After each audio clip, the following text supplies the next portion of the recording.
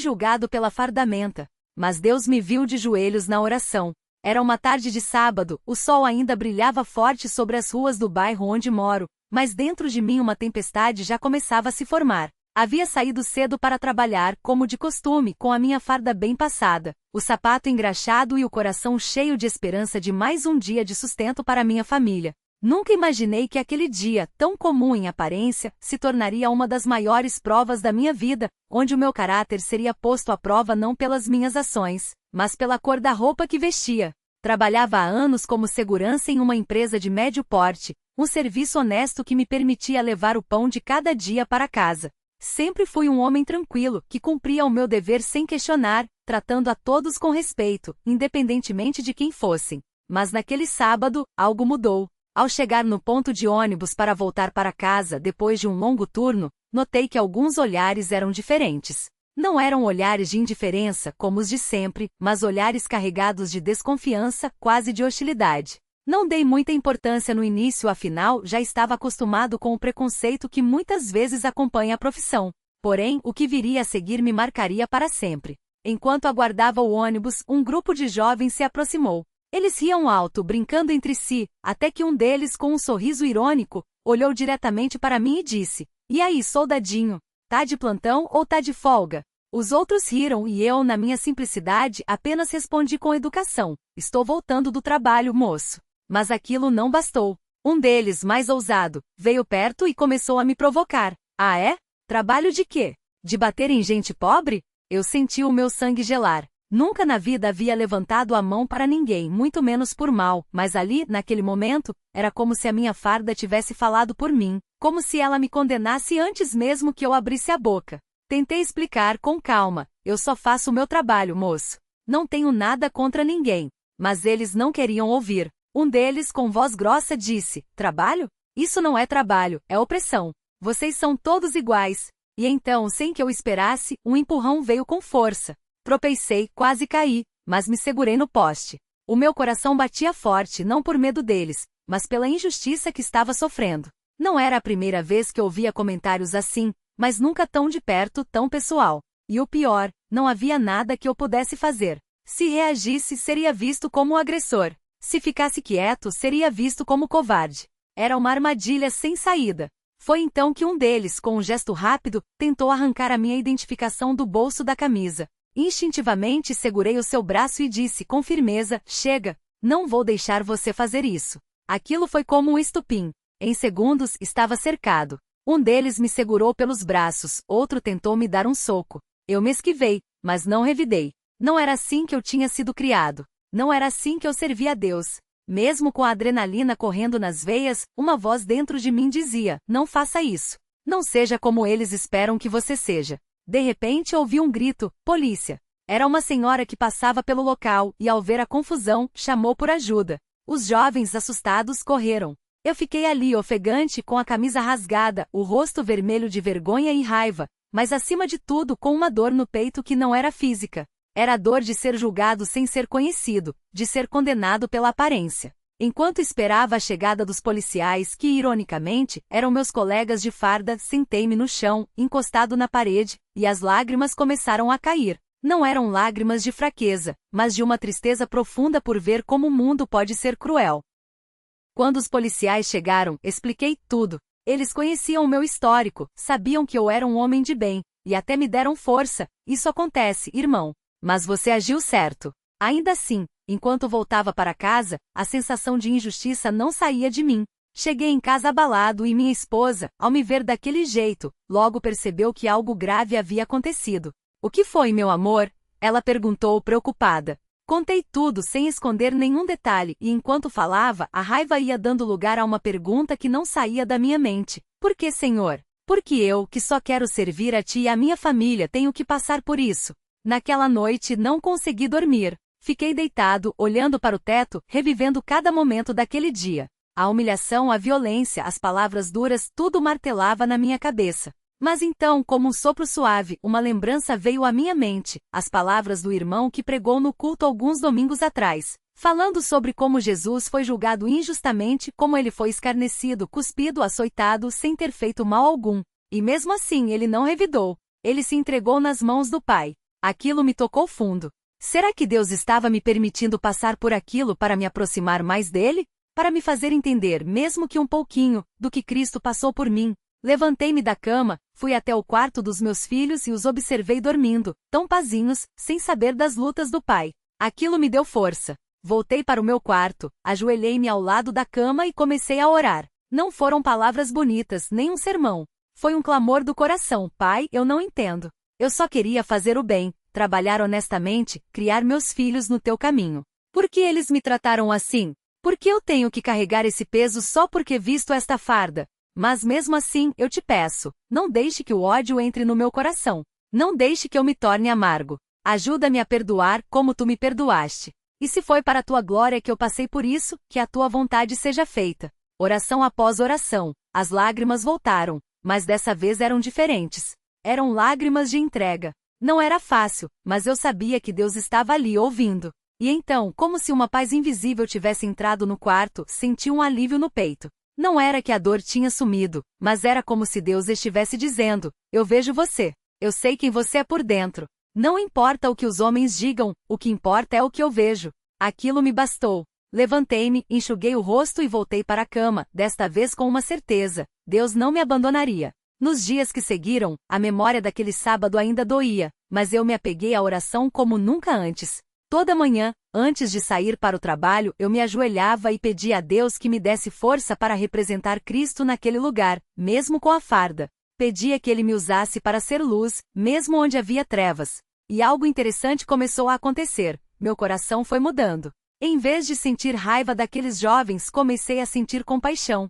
Quem sabe o que eles haviam passado na vida para serem tão cheios de ódio? Quem sabe que exemplos eles tinham tido? E se, em vez de revidar, eu orasse por eles? Uma semana depois do incidente, algo inesperado aconteceu. Eu estava no meu posto de trabalho quando vi, entre os visitantes da empresa, um daqueles jovens que me havia agredido. Ele não me reconheceu de imediato, mas eu o reconheci. Meu primeiro instinto foi me esconder, evitar qualquer confronto. Mas então, uma voz dentro de mim disse: fale com ele. Respirei fundo e me aproximei. Moço, tudo bem? Perguntei. Ele olhou para mim confuso até que seus olhos se arregalaram. É você? Ele murmurou, claramente constrangido.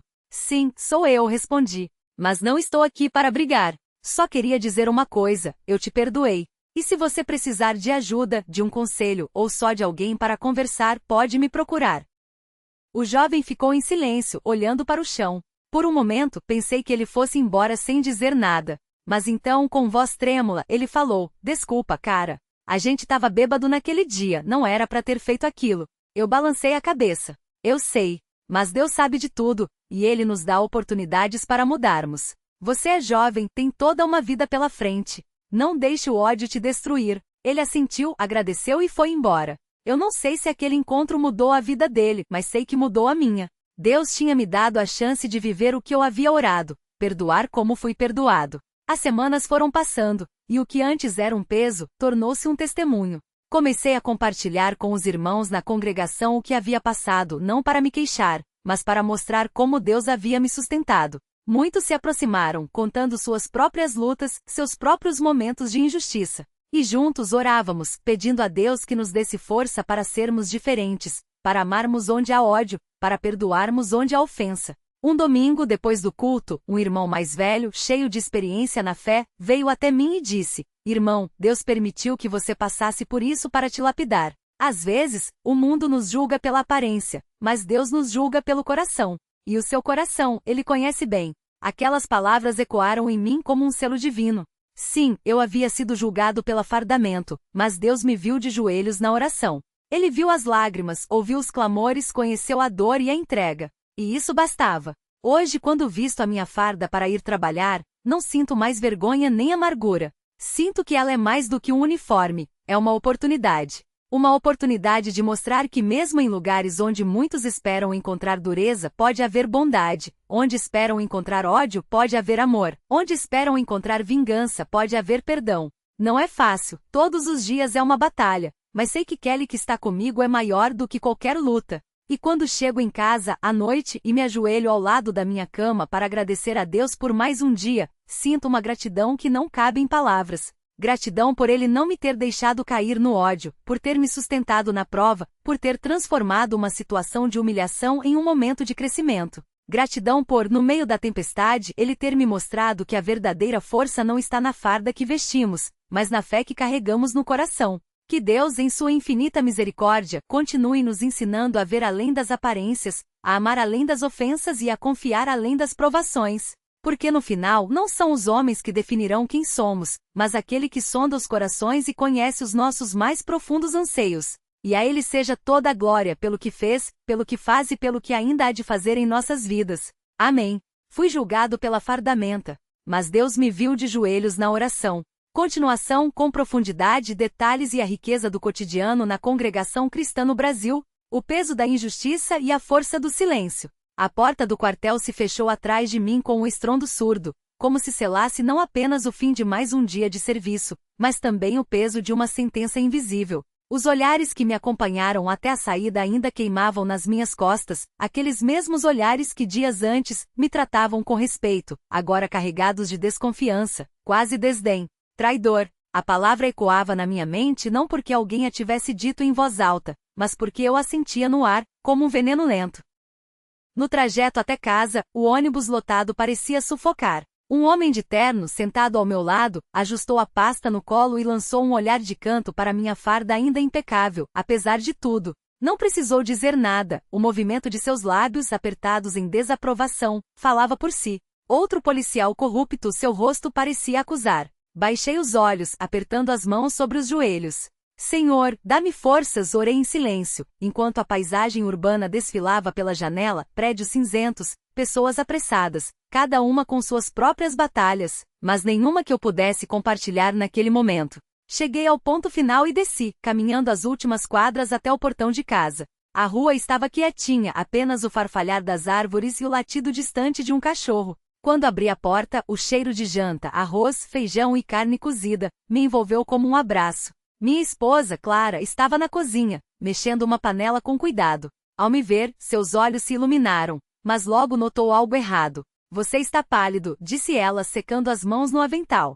O que aconteceu hoje? Engoli em seco. Como explicar que mais uma vez havia sido julgado sem direito à defesa? Que as palavras do meu superior, nós não queremos mancha no nome da corporação, haviam soado como uma condenação final, apesar de não haver provas contra mim. Que a única culpa que carregava era ter me recusado a participar de um esquema que todos sabiam existir, mas ninguém ousava denunciar. Nada que o Senhor não esteja controlando, respondi, forçando um sorriso. Mas Clara conhecia meus silêncios. Ela se aproximou, pousou a mão no meu braço. Você orou sobre isso? A pergunta simples foi como um bálsamo. Sim, eu havia orado. Naquela manhã, antes de vestir a farda, ajoelhado ao lado da cama, pedindo a Deus que me desse sabedoria. Durante o almoço, no banheiro do quartel, em um suspiro rápido entre uma ordem e outra. E agora ali, com o cheiro de comida caseira e o amor da minha esposa, sentia que Deus estava me lembrando. Eu vejo, eu sei, eu estou aqui. A igreja, refúgio e espelho da verdade. O domingo chegou como um farol. Desde que me converti na congregação cristã no Brasil, os domingos se tornaram meu porto seguro, um lugar onde a farda não definia quem eu era, mas sim o coração. Aquele dia, porém, era diferente. Carregava uma dor que não conseguia esconder, nem mesmo entre os irmãos. Cheguei cedo, como sempre. O templo já estava cheio do murmúrio das vozes, do som dos bancos sendo arrastados, do cheiro de café que alguns irmãos traziam em suas garrafas térmicas. Cumprimentei o irmão José, o zelador, que me recebeu com um aperto de mão firme. Tudo bem, irmão? Perguntou ele, sempre atento. Na paz do Senhor, respondi, mas meu tom deve ter traído. O irmão José era um homem de poucas palavras, mas de muita oração. Ele apenas assentiu, como se dissesse, Deus está no controle. Sentamos nos bancos de madeira envernizada, e enquanto a orquestra afinava os instrumentos, fechei os olhos. Aqui eu não sou um policial. Sou um servo. Sou um filho. A música começou, Deus é fiel, e as notas do violino pareceram envolver minha alma. Quando cantamos em Cristo eu tenho paz, as lágrimas vieram sem aviso. Não foram lágrimas de fraqueza, mas de alívio. Ali ninguém me julgava pela farda. Ali eu era visto como Deus me via, um homem que, apesar das lutas, buscava sua face. Após o culto, o presbítero Marcos me chamou ao lado do púlpito. Irmão, disse ele, com a voz calma mas firme, Ouvi falar do que está acontecendo no seu trabalho. Quero que saiba que a igreja está orando por você. Engoli o nó na garganta. Obrigado, presbítero. Às vezes é difícil. A vida do cristão não é fácil, respondeu ele, colocando a mão no meu ombro. Mas lembre-se, quando homens te julgaram pela aparência, Deus te viu de joelhos. E isso é o que importa. Suas palavras ecoaram em mim como um eco do próprio Espírito. De joelhos. Sim, era ali que Deus me encontrava, não na posição que ocupava, não no uniforme que vestia, mas na humildade de reconhecer que sem Ele nada era possível. A provação que veio de dentro. As semanas seguintes foram um turbilhão. No quartel, a pressão aumentava. Meus colegas, antes amigos, agora me evitavam. Alguns por medo de serem associados a um problema, outros por ressentimento, pois minha recusa em participar da corrupção os incomodava. O capitão, homem de olhares frios e palavras calculadas, me chamou em sua sala uma tarde. Sargento, disse ele, folheando uns papéis sem necessidade, você está causando desconforto na equipe. Ou você se ajusta ou vamos ter que tomar providências. Com todo respeito, senhor, respondi mantendo a postura ereta, meu trabalho sempre foi impecável. Se há algum desconforto, não é por minha causa. Seus olhos se estreitaram. Às vezes, sargento, o problema não é o que você faz, mas o que você se recusa a fazer. Saí da sala com as mãos trêmulas. Não era apenas uma ameaça ao meu emprego, era uma ameaça à minha integridade. Naquele momento, a tentação de ceder, de se ajustar para evitar mais dor, foi quase avassaladora. Será que vale a pena? A pergunta martelava. Mas então me lembrei das palavras do apóstolo Paulo, não vos conformeis com este século. Romanos 12:2. E mais do que isso, me lembrei das noites em que, depois de um dia exaustivo, eu me ajoelhava e sentia a presença de Deus como um fogo suave, me lembrando que Ele nunca abandona os seus. O encontro que mudou tudo. Foi numa tarde chuvosa, quando o céu parecia refletir o peso do meu coração, que tudo mudou. Eu estava na praça perto de casa, sentado em um banco, observando as gotas caírem nas poças. Não tinha coragem de voltar para casa e enfrentar o silêncio de Clara, que, embora apoio, também carregava o medo do futuro incerto. Foi então que vi o irmão Tiago, um dos anciãos da igreja, se aproximando com seu guarda-chuva preto. Ele se sentou ao meu lado sem dizer nada, apenas compartilhando o silêncio. Depois de alguns minutos falou. Lembra quando Pedro negou a Jesus? A pergunta me pegou de surpresa. Lembro, irmão. Ele estava com medo. Com medo da dor, do julgamento, da rejeição. Mas Jesus não o abandonou. Ele o restaurou. Porque o que importa não é quantas vezes caímos, mas quantas vezes nos levantamos e voltamos para Ele.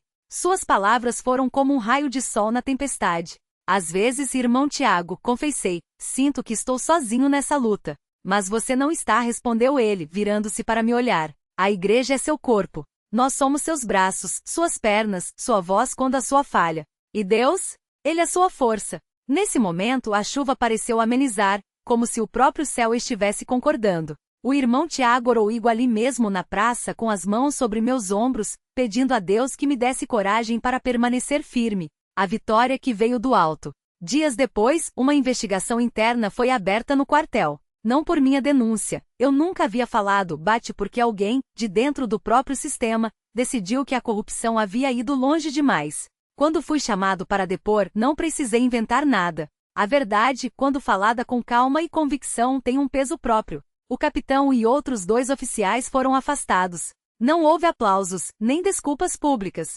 Mas numa manhã, enquanto arrumava minha farda para mais um dia de serviço, recebi um bilhete anônimo na minha mesa. Obrigado por não se curvar. Alguns de nós ainda acreditamos que a justiça existe. Mas a maior vitória não veio dos homens. Veio de Deus. Naquela noite, ao me ajoelhar para orar, senti uma paz que não vinha de circunstâncias, mas de uma certeza inabalável. Ele nunca me deixou. Mesmo quando os homens me viram como um traidor, ele me viu como seu filho. Mesmo quando a farda foi manchada pela injustiça, ele viu meu coração limpo diante dele. O legado de um homem de joelhos.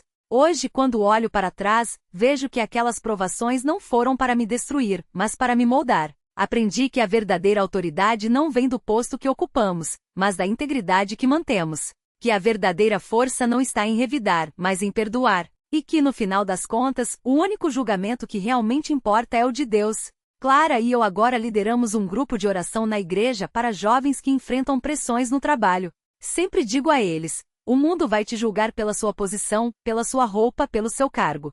Mas Deus te julga pelo que você é quando ninguém está olhando. Quando você está de joelhos, só Ele te vê. E isso basta. Porque no fim não são as fardas que definem um homem. Não são os títulos, nem as acusações, nem as aparências. É o coração. E o meu, graças a Deus, Ele conhece melhor do que ninguém. Que assim como Ele me viu de joelhos na oração, possa ver cada um de nós, firmes, humildes e confiantes em sua justiça. Porque a vitória já está garantida. E a Ele seja toda a glória pelo que fez, pelo que faz e pelo que ainda há de fazer. Amém.